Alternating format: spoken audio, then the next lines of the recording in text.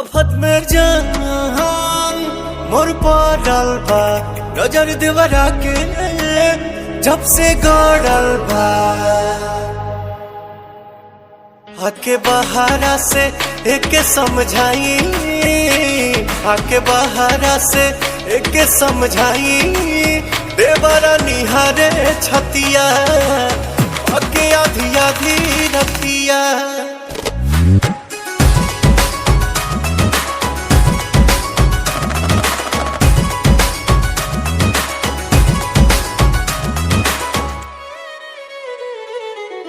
हमारे पभइल बा अब दीवाना लागता कि लूट ली सौसे खजाना कमर से बानी कमा जोर राजा लागता कि छान दी गोड़ राजा हमरा दर्द के चलता दवाई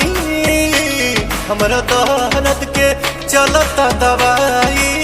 कैल चाहे चुमा चटिया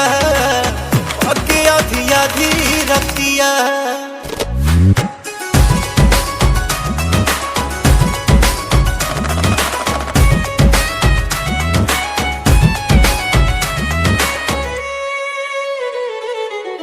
जेने तेने झुके करे अपने ही मन के कहानी की हई हम तो पियवा पवन के मन लेना बहुत गौतम राजा करेला घाट हर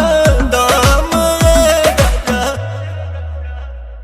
प्रियांशु करी कौन उपाय प्रियांशु करी कौन उपाय कति सारा इज्जत मटिया पाके आधी आधी